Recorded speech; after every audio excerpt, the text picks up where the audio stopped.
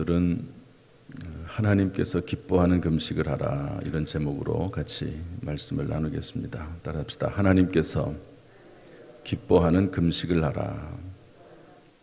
네. 여러분, 금식을 잘 하십니까? 저희 교회는, 제가 어렸을 때 모교회는 연초가 되면 꼭 기도원에 갔습니다. 3일 동안 오살리 순복음 기도원, 금식 기도원이죠. 그리고 저도 목회를 하면서도 한 달에 한 번씩은 꼭 이제 금식 기도원에 가기도 하고 그랬는데요. 예수님도 40일 동안 금식하기도 하셨습니다. 금식은 신앙생활에 있어서 상당히 중요한 요소 중에 하나라고 볼 수 있습니다.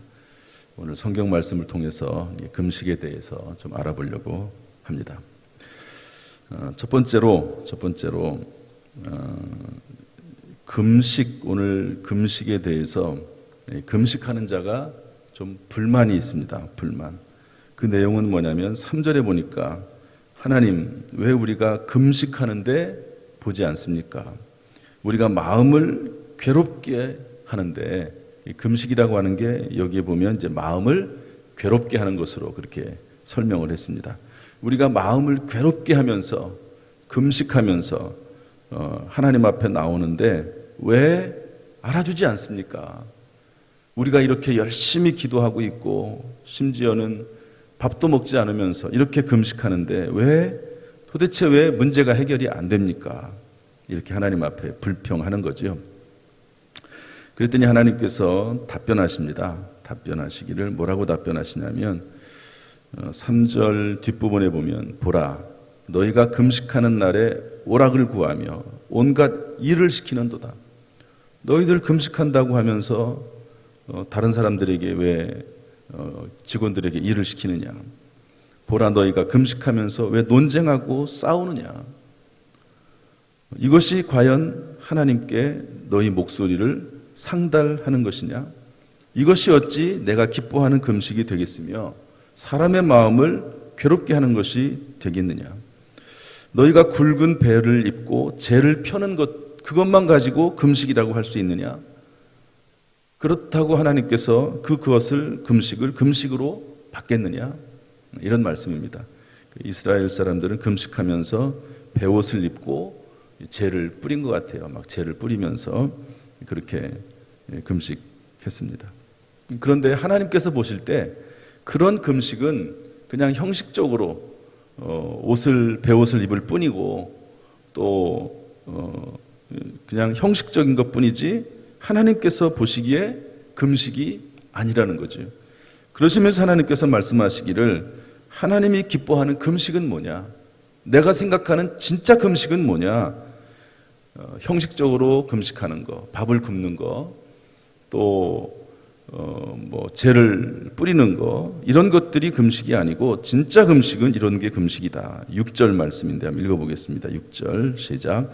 내가 기뻐하는 금식은 흉악의 결박을 풀어주며 멍에의 줄을 끌어주며 압제당하는 자를 자유하게 하며 모든 멍에를 꺾는 것이 아니겠느냐? 또 줄인 자에게 내 양식을 나누어 주며 유리하는 빈민을 지배드리며 헐벗은 자를 보면 입히며 또 내 고륙을 피하여 스스로 숨지 아니하는 것이 아니겠느냐? 하나님이 생각하는 금식이 좀 다르다는 거죠. 우리는 그냥 며칠 동안 굶고 그러면 금식이라고 생각하는데, 하나님께서는 그렇게 외형적으로도 물론 음식을 섭취하지 않으면서 하나님 앞에 매달리는 것도 물론 금식이지만 중요한 것은 형식적인 것 그 자체가 아니라 금식을 하되 그 마음 속에 진실된 마음이 있어서 오로지 그 마음을 하나님에게로 향하는 그런 마음이 있어야 될 뿐만 아니라 삶으로도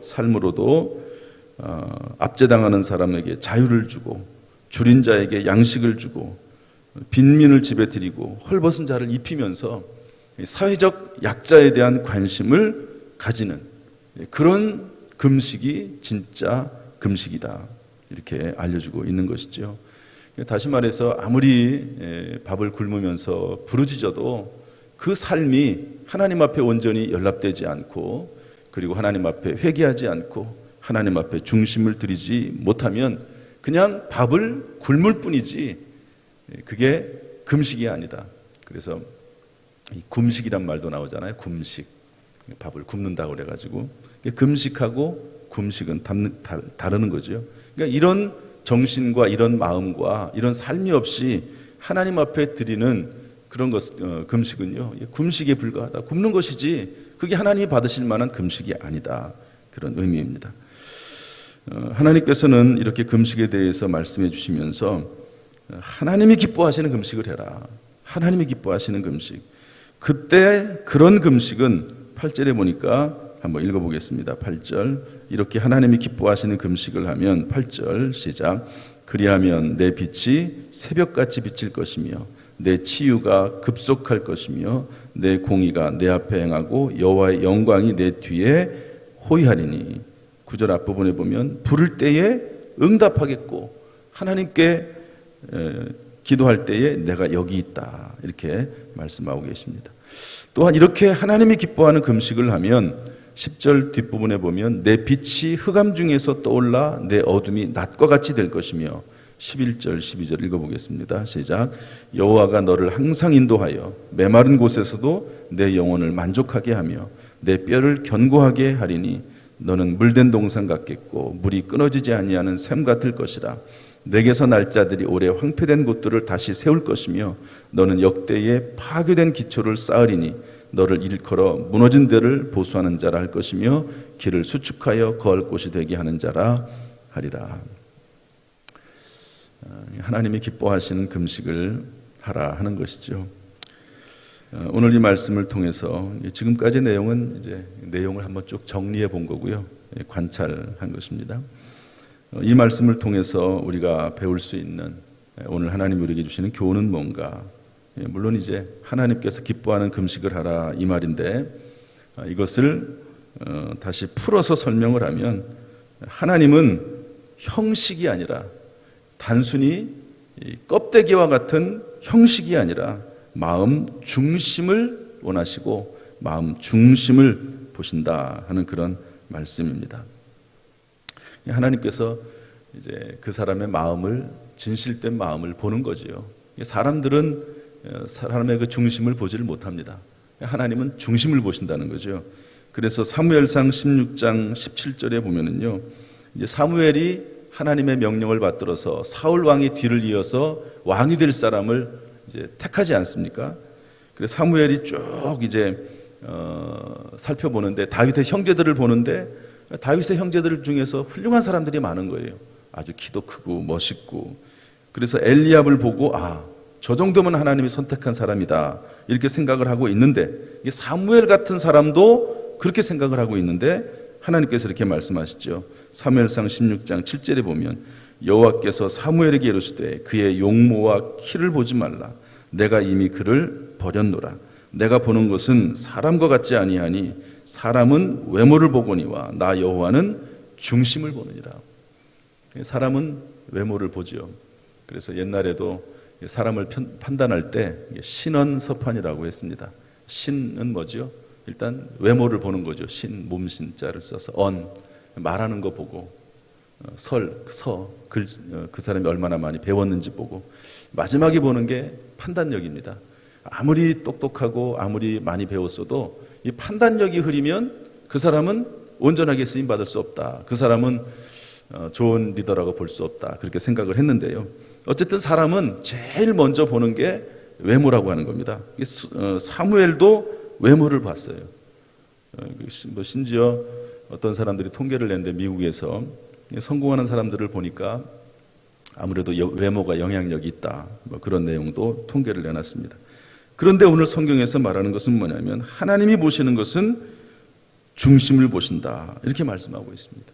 특별히 우리가 하나님 앞에 부르짖어 기도할 때, 여러분 하나님께서 부르짖어 기도할 때 그 사람이 잘생긴 거, 못생긴 거, 돈이 많은 거, 적은 거, 이런 거 보시겠습니까?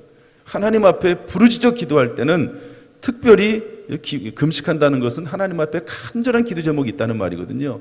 그렇게 기도할 때 하나님께서는 그 외모를 보시는 것이 아니라 그 마음 중심을 보신다 하는 것을 말하고 계십니다. 그러므로 여러분, 우리가 하나님 앞에 간구할 때 중심을 다해서 진실되게 하나님 앞에 기도하고 간구하는 모습을 가져라 하는 것이 오늘 본문의 말씀입니다. 그러므로 여러분, 오늘 하루 살아나갈 때 하나님 앞에 진실되게 진심을 드리는 그런 하루가 될 수 있기를, 또 우리의 인생이 될 수 있기를 주님의 이름으로 축복합니다. 성 프란시스라고 하는 이야기만 하고 마치겠습니다. 수도사가 있었습니다. 성 프란시스는 아주 유명한 수도사지요. 수도원에서 제자들을 기르는 그런 분입니다. 제자들과 함께 40일 금식 기도를 했다고 해요. 그런데 마지막 하루를 남겨놓고 39일째 되는 날, 제자 중에 하나가 음식에 손을 댔어요. 먹은 거죠. 저도 고등학교 때 이제 연초인데 금식하러 이제 기도원에 올라갔는데, 그때 저희 할아버지가 돌아가셨습니다. 그래서 금식하다 내려왔죠. 그런데 이제 고등학교 때니까 얼마나 음식이 맛있어 보이는지 금식하다가 내려와서, 그래가지고 제가 그냥 음식을 먹고 장례 기간 동안에, 내가 내려올 때는, 기도원에서 내려올 때는 비록 할아버지 장례긴 하지만 음식은 먹지 않고 금식하면서 하겠다 이러고 왔는데, 이제 금식을 끝까지 다 못했죠. 어쨌든 그런데 이 성 프란시스의 제자도 그렇게 됐다는 거예요. 그러니까 함께, 이게 혼자 금식을 한 게 아니고 다른 사람들이랑 함께 금식을 하니까 다른 제자들이 얼마나 화가 나겠어요. 그래서 그 모습을 보고 분노하고 그 분노를 넘어서 정죄하는 거죠. 아니, 우리가 이제 다 같이 금식하기로 해놓고 40일 금식을 앞에 이제 하루 남겨놓고 이게 뭐냐고 막 그냥 불평이 나오고 있는데, 이제 성 프란시스를 다 쳐다보는 거죠. 저 제자를 꾸짖어달라고 이제 쳐다보고 있는데, 그때 프란시스가 아무 말도 하지 않고 수저를 들더니 제자가 먹던 그 스프를, 그 음식을 먹기 시작했다 하는 겁니다. 제자들이 다 쳐다보죠. 아니, 왜 금식을 하루 앞에 놓고 우리 스승님도 프란시스도 저러시는가. 그때 이렇게 말을 했다고 전해집니다. 우리가 금식하며 기도하는 것은 예수님을 닮기 위함이다. 예수님의 성품을 배워서 하나님을 사랑하고 서로 사랑하고 섬기기 위해서 금식하는 거다. 저 젊은 제자가 유혹을 이기지 못하고 음식을 먹은 것은 죄가 아니다. 유혹에 넘어갈 수도 있지 않냐. 그러나 그를 정죄하고 배척하는 것은 큰 죄다. 굶으면서 서로 미워하는 것보다는 실컷 먹고 사랑하는 것이 더 낫다. 우리가 금식하면서 서로 이렇게 싸우고, 이게 성경에 있는 말씀 그대로입니다. 금식하면서 서로 정죄하고 금식하면서 서로 비난하려고 하면 차라리 금식하지 말고 밥 먹자. 그렇게 프란시스가 말했다는 거죠. 주기도문에도 이렇게 되어 있습니다. 우리가 우리에게 죄 지은 자를 사하여 준 것 같이 우리 죄를 사하여 주옵시고, 이렇게 되어 있는데요. 제가 주기도문은 이제 예배당에 와서 기도하고 맨 마지막에 꼭 주기도문으로 마칩니다. 주님이 가르쳐 주신 기도니까 꼭 주기도문으로 마쳐요.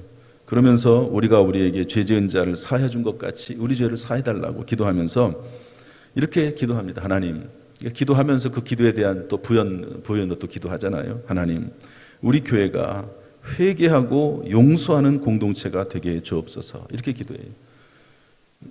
우리가 서로서로의 죄를 용납해야 되는데 서로서로 또 회개하고 서로서로 용납해주고 그런 공동체가 되게 해달라 말씀하고 있습니다. 그래서 저는 이 오늘 하나님께서 기뻐하시는 금식을 해라 이 내용을, 하나님이 기뻐하시는 금식을 하라 이 내용을 뭐라고 해석하고 싶냐면 서로 용납하고 서로 회개하자. 여러분, 회개 없는 용서는 없습니다. 예수 그리스도의 십자가의 보혈의 은혜도 여러분 회개할 때 주어지는 것 아닙니까?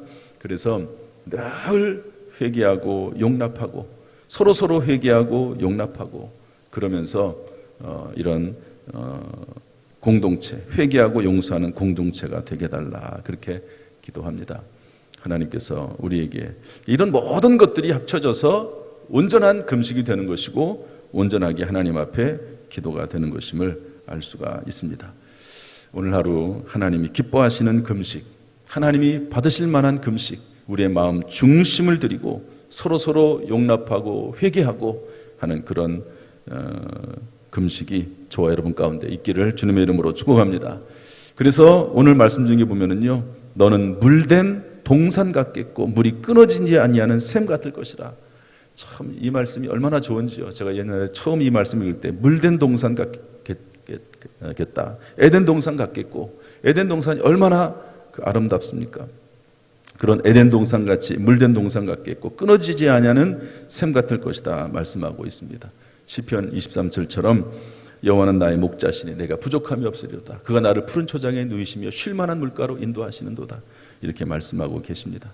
하나님께서 우리 모든 성도들의 삶 가운데 은혜를 베풀어 주시어서 모든 일이 합력하여 선이 되고 물된 동산 같은 인생, 그 물이 끊어지지 않는 복된 인생이 되기를 주님의 이름으로 축복합니다.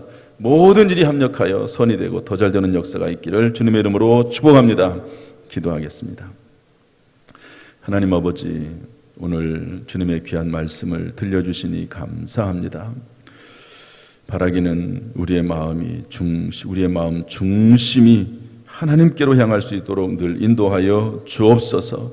바라기는 우리 모든 성도들 은혜 베풀어 주시어서 빛을 비춰주시고 치료하시고 그리고 하나님께 영광을 돌리는 복된 삶이 되게 하여 주옵소서. 황폐된 곳을 다시 세우고 파괴된 기초를 다시 쌓고 무너진 데를 보수하는 그런 삶이 우리 모든 성도들 가운데 나타나도록 주여 인도하여 주옵소서. 코로나19 시대를 지나가고 있습니다. 악한 영, 사탄, 마귀, 병마가 틈타지 못하도록 주여 지켜 보호하여 주옵소서. 또한 지혜와 능력을 주시어서 모든 일을 지혜롭게 능력 가운데 잘 행할 수 있도록 어떤 문제를 만나든지 극복해 나갈 수 있도록 인도하여 주옵소서. 모든 일이 합력하여 선이 되게 하시고 오히려 더 잘 되게 하시고 우리 모든 성도들의 삶 가운데 은혜가 충만히 나타나도록 주님 역사하여 주옵소서. 간절히 원하오며 예수님의 이름으로 축복하며 기도하옵나이다. 아멘. 이제는 우리 주 예수 그리스도의 은혜와 아버지 하나님의 무한하신 사랑과 성령님의 교통하심이 오늘 새벽에 나와서 또한 실시간으로 또 이후에 영상으로 하나님 말씀을 듣고 예배드리는 모든 성도들에게 그 가정, 직장, 사업, 자녀, 심령 위에 함께 하시기를 간절히 축원하옵나이다. 아멘.